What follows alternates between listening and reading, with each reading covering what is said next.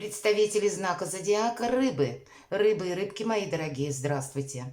Таро прогноз, гороскоп, события ближайшего будущего. Период июля до 10 числа. Давайте узнаем, каковы подсказки карт. Нужно сказать, что этот период как раз связан с полнолунием 3 июля в Козероге. И это, так планетарно ожидается более спокойный период. Как раз мы для себя можем где-то без надрыва какие-то вопросы решить, что-то распланировать или, может быть, завершить, потому что все же полнолуние – это всегда какой-то итог. Кому интересно, можете посмотреть гороскоп для всех знаков зодиака. У меня видео вы можете войти и посмотреть либо через главную страницу, либо через вкладку сообщества. Я тоже оставила там ссылку. Но мы посмотрим и на картах Таро, потому что не всегда это есть совпадение. Часто совершенно разные прогнозы. Давайте вот мы узнаем. Вы люди очень интуитивные. Конечно, любой прогноз не может служить основанием для принятия важных решений. Но я так надеюсь, что какие-то альтернативные варианты вам ваша интуиция подскажет. Вот как видят карты для рыбы, рыбок до 10 июля этот период, который будет связан больше с полнолунием. И надо сказать, вот уже с 4, 5, теоретически до 10 где-то будет более такой ожидаемо спокойный период. Что-то переворачивалось. Ладно, уже перемешала дальше. Итак, что будут думать карты? Как они для вас видят? Оценка ситуации. Главное событие. Каковы перспективы у этого события? Неожиданные события, или неожиданности сами по себе. И давайте мы узнаем, что нам помогает. Итак, как оценку ситуации. Но вообще это у нас Овен, Лев, Стрелец, и у кого-то может быть как партнер или человек, может быть родственник, друг, партнер по браку, по бизнесу или взаимодействие, может быть на работе, у кого-то это ваши, может быть, энергии, и кто знает, ваш асцендент или по Луне как раз вот в каком-то огненном знаке как раз и находится. Но если мы рассматриваем в целом энергетику карты, по королеве жезлов мы никогда не узнаем, что же задумала королева. Она умеет хранить тайны, как свои, так и чужие. Поэтому, в принципе, что нам помогает? Немногословность. Когда мы никому не афишируем, где-то как и не хвастаемся своими успехами, так и не предвосхищаем этот самый успех. Молчание золото. И мы можем быть словно притягательны для людей. К нам могут обращаться, или мы можем контактировать с большим количеством людей. Но вот, наверное, как эта королева сидит на троне, анализирует все то, что она услышит, и каким-то образом перекладывает на пользу себе. Вот для вас работа, видимо, с информацией, и не предвосхищать или не рассказывать о себе, в принципе, много. Давайте посмотрим главное событие. Победа. Значит, есть что-то у вас, как минимум, за первые числа июля, что добавит улыбок на лице, или вас, в принципе, порадует, или какая-то новость приходит, или что-то вы сделали хорошо. Может быть, это какое-то событие, к которому вы шли какой-то период. Все же по карте победителя, шестерка жезлов нам выпадает. Это наши какие-то приложенные усилия. Но это только 50% успеха нам говорит эта карта, и нам придется больше сохранять. И кто знает, может быть, королева жезлов нам как раз и говорит о том, что твоя основная сейчас задача, наверное, не ставить перед собой каких-то грандиозных задач или целей новых, а твоя главная цель – удерживать все то, что уже получилось совершить, создать, добиться, решить. Вот какого-то теперешнего положения. Сильная у вас сейчас позиция, но она сильна ровно настолько, пока вы все контролируете, мои дорогие рыбы и рыбки. И как раз на карте-то изображен нам победитель на коне. И он достаточно уставшим выглядит. И несмотря на то, что куча народу какого-то скопилась, его вроде как приветствуют все, но он так спокойно на это все взирает, потому что он знает как и цену победе, так и он знает, насколько эта толпа переменчива. Поэтому надеемся мы дважды, сами на себя, не на людей, не на то, что какой-то Его Величество счастливый случай нам поможет. Мы должны удерживать свои позиции. И где-то коней на переправе не меняют, поэтому вот чем вы сейчас занимаетесь или что вы себе поставили как цель, вот это мы тоже сохраняем. Перспективы у победителя шикарные. Десятка пентаклей. Как и деньги у нас будут, так и проект какой-то мы осуществим.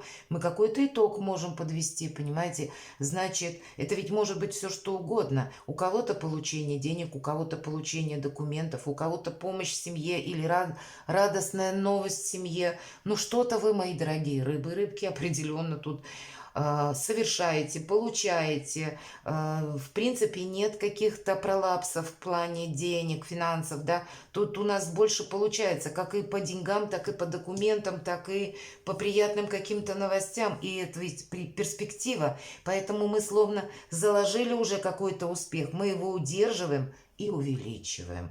И тогда, ну, не просто нашу цель мы достигнем, а какие-то новые грани, как и возможности перед нами откроются. Да и вообще какой-то интересный период жизни наперед нас тоже ожидает. Это определенно. Приятные очень карты. Неожиданность, правда, ожидает. Посмотрите, смена статуса вас ожидает, мои дорогие. Или это может быть связь с таким человеком, знакомство с людьми влиятельными. Может быть, мы в последующем будем словно менять окружение. У нас будут другие люди совершенно. Опять же, для нас самих это какие-то новые возможности. Или увеличение нашего статуса, улучшение, точнее, нашего статуса через получение новой должности. Или будет возможность, может быть, осуществить какой-то, ну, вау-проект, правда? Все-таки карта императора выпадает. И мы говорим, да, главное событие, у нас выпадает карта победителя. Перспектива, выпадает десятка пентаклей. В неожиданностях, как по нарастающей, выпадает старший аркан император. Это когда мы свой проект не просто осуществляем, а когда мы из победителя становимся императорами. И опять же, энергетика ведь похожа, как у карты шестерка жезлов. Мы должны удерживать свою победу. Император, он надеется только сам на себя. И он, знаете, самая главная, вот, наверное, мысль по этой карте. Император, он не спешит куда-то, он не бежит, вот он сидит. Он понимает, чтобы решить какую-то проблему, нужно обдумать сначала. От поспешных действий вряд ли будет какой-то толк. Поэтому он как и надеется на свою где-то логику, рационализм, на самого себя, так и он и понимает, что обстановка вокруг него всегда будет меняться, и он ведь к этому готов. И это неуязвимая позиция, потому что его сложно застать врасплох. Ну, наверное, вот такая в хорошем смысле где-то самодостаточность, самодоверие, безусловно, потому что себе доверять это, ну, как краеугольный камень наших успехов, так и понимать, что вокруг люди могут меняться, обстоятельства нашей жизни будут меняться, но когда мы доверяем сами себе и говорим, что бы ни было вокруг, хоть камни с неба, я найду выход из создавшегося положения, ситуаций, каких-то обстоятельств, я все равно буду удерживать как свой успех, и у меня все пойдет в рост. И тогда для нас нет ничего невозможного. Но мы сохраняем. Все-таки у нас выпадает император. И вот как раз по Козерогу управитель Сатурн. Это иерархия. Это, ну, где-то уважение к власти, к закону. Вот это нам помогает.